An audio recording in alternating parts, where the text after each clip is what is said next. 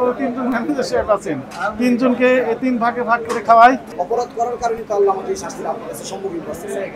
এতদিন আমি হয় না আপনার সম্মুখীন, এটা আমি আপনাকে করছি। এখন আপনি যেখান থেকে কিনেছেন ক্যাশ মেমো দেখান।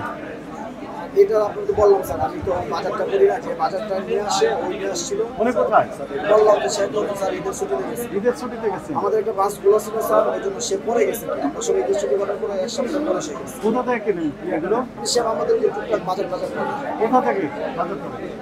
স্যার উনি তো এক নাম্বারতে বাজার করে অনেক সময়, কারণ বাজার তো করে এইভাবেই বাজার করে। আচ্ছা বাজার যেটা করা হয় তার মানে এটা কয়েক ক্যাশ মেমো নেই।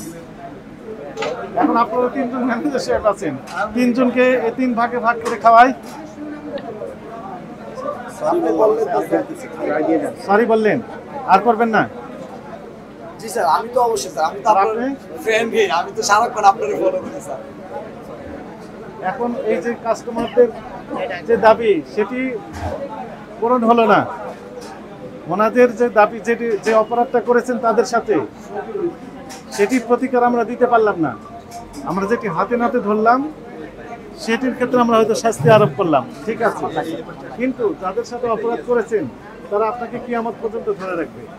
স্যার আমি তাদের কাছে তো স্যার ক্ষমা চাচ্ছি, যদি পারে ক্ষমা করে দেয়। আমরা দুদিন ব্যবহার করছিলাম স্যার, এটার জন্য ক্ষমা চাচ্ছি। আর নেক্সট টাইমে যদি স্যার আমাদের কাছে এরকম আইসা আপনি পান, আপনি যেই ধরনের শাস্তি দেবেন স্যার আমরা মাথাটা কিনে দিচ্ছি।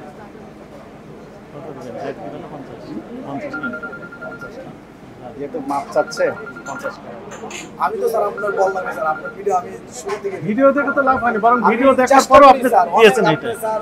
এটা কাচ্চি ভাইকে একবার আমরা ধরেছিলাম এবং আজকে একই অপরাধ আপনি করেছেন, সেটাও আমাদের সহকর্মী ধরেছেন। লোকজন গালিগালাজ করে করে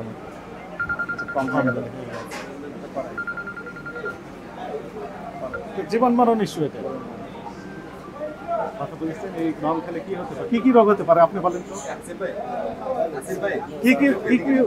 কি অসুখ হতে পারে, কি রোগ হতে পারে, আপনি জাস্ট এইটুকু খালি বলেন।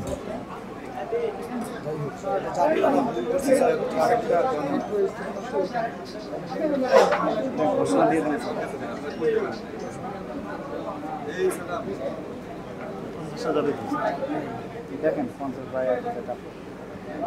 আপনাকে যেহেতু ক্ষমা চাচ্ছেন, আর করবেন না কোনোদিন। আমি স্যার অবশ্যই আপনি যেভাবে বলবেন এইভাবে। 50,000 টাকা জরিমানা আরোপ করা হবে, তবে লিখিত দিবেন, এগুলো আর করবেন না।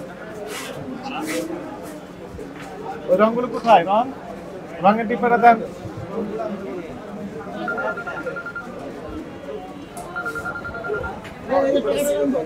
রঙের ডিব্বাটা কোথায় গেল?